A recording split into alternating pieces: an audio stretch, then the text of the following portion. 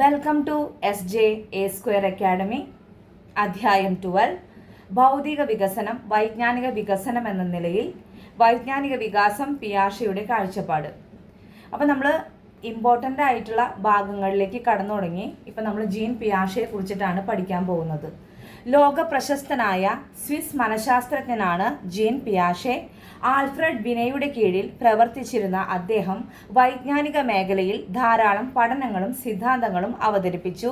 സ്വന്തം കുട്ടികളെ നിരീക്ഷിച്ചും പരീക്ഷിച്ചും പഠനം നടത്തിയ അദ്ദേഹം വൈജ്ഞാനിക വികസനത്തെപ്പറ്റി സമഗ്രമായ സിദ്ധാന്തം ആവിഷ്കരിച്ചു.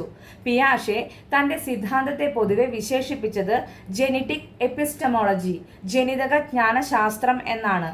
ജ്ഞാനനിർമ്മിതിവാദത്തിൻ്റെ പിതാവ്, ഫാദർ ഓഫ് കോഗ്നിറ്റീവ് കൺസ്ട്രക്റ്റിവിസം ആരാണ്? ജീൻ പിയാഷെ ആണ്.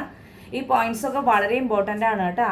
Theory of cognitive development or theory of intellectual development, വൈജ്ഞാനിക വികസന സിദ്ധാന്തം ആരുടെയാണ്? ജീൻ പിയാഷെയുടെയാണ്. അപ്പോൾ ജീൻ പിയാഷെയുടെ തിയറിയുടെ പേരെന്താണ്? വൈജ്ഞാനിക വികസന സിദ്ധാന്തം. കുട്ടികളുടെയും മുതിർന്നവരുടെയും ചിന്താ പ്രക്രിയകൾ തീർത്തും വ്യത്യസ്തമാണെന്ന് ആദ്യമായി കണ്ടെത്തിയ അദ്ദേഹം കുട്ടികളെ കൊച്ചു ശാസ്ത്രജ്ഞർ എന്നാണ് വിളിച്ചിരുന്നത്. അപ്പോൾ കുട്ടികളെ കൊച്ചു ശാസ്ത്രജ്ഞർ, ലിറ്റിൽ സയന്റിസ്റ്റ് എന്ന് വിളിച്ചത് ആരാണ്? ജീൻ പിയാഷെ ആണ്. സ്വന്തം കുട്ടികളെ നിരീക്ഷിച്ച് ശിശുവികാസത്തെ സംബന്ധിച്ച് ആധുനികവും വ്യക്തവുമായ ഗ്രന്ഥങ്ങൾ രചിച്ചത് ആരാണ്? പിയാഷെ ആണ്. കുട്ടി ഒഴിഞ്ഞ പാത്രമല്ല, അവനിൽ ധാരാളം മുന്നറിവുകളുണ്ട്. അവൻ ഗവേഷകനും അനുഭവങ്ങളിലൂടെ അറിവ് നിർമ്മിക്കുന്നവനുമാണ് എന്ന് പറഞ്ഞത് ആരാണ്? ജീൻ പിയാഷെ. വിജ്ഞാനം ആർജിക്കുകയല്ല, നിർമ്മിക്കുകയാണ് ചെയ്യുന്നത്.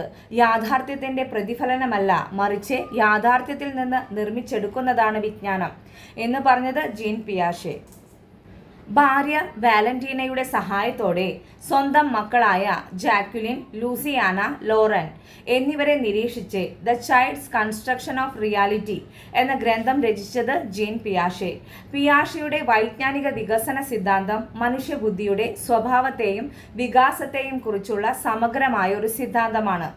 ചിന്താ പ്രക്രിയയുടെ വികാസത്തിന് നിദാനം പ്രധാനമായും 4 ഘടകങ്ങളാണെന്ന് പിയാഷെ അഭിപ്രായപ്പെടുന്നു. ഫസ്റ്റ് വൺ, ശാരീരികമായ പക്വതയാർജിക്കൽ, ബയോളജിക്കൽ മെച്ചുറേഷൻ. സെക്കൻഡ് വൺ, പ്രവർത്തനങ്ങൾ, ആക്ടിവിറ്റി. തേർഡ് വൺ, സാമൂഹിക അനുഭവങ്ങൾ, സോഷ്യൽ എക്സ്പീരിയൻസസ്. ഫോർത്ത് വൺ, സന്തുലീകരണം, ഇക്വിലിബ്രേഷൻ. അപ്പോൾ ഇത്രയാണ് 4 ഘടകങ്ങൾ. ഇനി നെക്സ്റ്റ് വൺ, സ്കീമ. എന്താണ് സ്കീമ? ഒരു വ്യക്തി ആർജിച്ചെടുത്ത ഓരോ അറിവിനെയും സ്കീമ എന്ന് വിളിക്കുന്നു. അനവധി സ്കീമകൾ ചേരുന്നതാണ് സ്കീംസ് അല്ലെങ്കിൽ സ്കീമാറ്റ. വൈജ്ഞാനിക ഘടനയുടെ അടിസ്ഥാന ഏകകം സ്കീമ.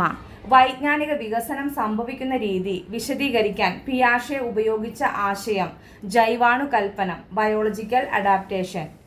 വൈജ്ഞാനിക വികാസം നടക്കുന്നത് സംയോജനം, ഓർഗനൈസേഷൻ, അനുരൂപീകരണം, അഡാപ്റ്റേഷൻ എന്നീ പ്രക്രിയകൾ വഴിയാണ്. സ്വാംശീകരണം, എസിമിലേഷൻ, സംസ്ഥാപനം, അക്കോമഡേഷൻ എന്നിവ വഴിയാണ് അനുരൂപീകരണം നടക്കുന്നത്. അപ്പോൾ വൈജ്ഞാനിക വികാസം എങ്ങനെയാണ് നടക്കുന്നത്? സംയോജനം, അനുരൂപീകരണം വഴിയാണ് വൈജ്ഞാനിക വികാസം നടക്കുന്നത്. അനുരൂപീകരണം എങ്ങനെയാണ് നടക്കുന്നത്? സ്വാംശീകരണം, സംസ്ഥാപനം വഴിയാണ് അനുരൂപീകരണം നടക്കുന്നത്. അപ്പോൾ എന്താണ് സംയോജനം, ഓർഗനൈസേഷൻ എന്ന് നമുക്ക് നോക്കാം.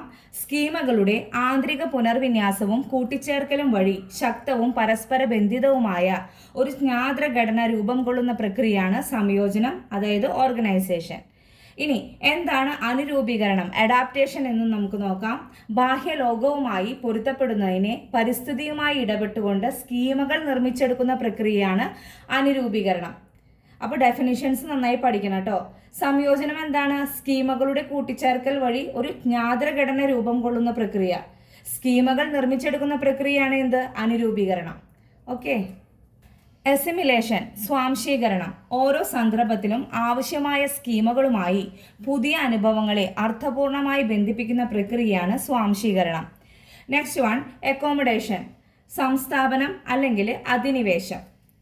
സ്വാംശീകരണം വഴി അർത്ഥവത്താക്കിയ പുതിയ വിജ്ഞാനത്തെ അനുയോജ്യമായ രീതിയിൽ കൂട്ടിച്ചേർത്ത് വ്യക്തിയുടെ വൈജ്ഞാനിക ഘടനയെ കൂടുതൽ പരിപുഷ്ടമാക്കുന്ന പ്രക്രിയയാണ് അധിനിവേശം അല്ലെങ്കിൽ സംസ്ഥാപനം. ഇതിൽ അസിമിലേഷൻ അതായത് സ്വാംശീകരണം, അതുപോലെ അക്കോമഡേഷൻ സംസ്ഥാപനം വെരി ഇമ്പോർട്ടൻ്റ് ആണ്. ഇക്വിലിബ്രിയം, സമതുലനം. ഒരു വ്യക്തിയിൽ നിരന്തരം നഷ്ടപ്പെട്ടുകൊണ്ടിരിക്കുന്ന സന്തുലിതാവസ്ഥയെ പരിശ്രമ ഫലമായി വീണ്ടെടുക്കുന്ന പ്രക്രിയയാണ് സമതുലനം. അപ്പോൾ സംയോജനം, അനുരൂപീകരണം, സ്വാംശീകരണം, സംസ്ഥാപനം, സമതുലനം, ഈ 5 എണ്ണം നന്നായി പഠിക്കണം. അതിൻ്റെ ഡെഫിനിഷൻസ് നന്നായി ഓർത്തു വെക്കണം. പിയാഷെയുടെ സിദ്ധാന്തത്തിന്റെ അടിസ്ഥാനത്തിൽ ചിട്ടപ്പെടുത്തിയ ബോധന മാതൃകയാണ് വൈജ്ഞാനിക വികസിത ബോധന മാതൃക, കൊഗ്നിറ്റീവ് ഡെവലപ്മെന്റ് മോഡൽ. അപ്പോൾ കൊഗ്നിറ്റീവ് ഡെവലപ്മെന്റ് മോഡൽ ആരുടെയാണ്? ജീൻ പിയാഷെയുടെയാണ്. ഓർത്തു വയ്ക്കാം. Thank you.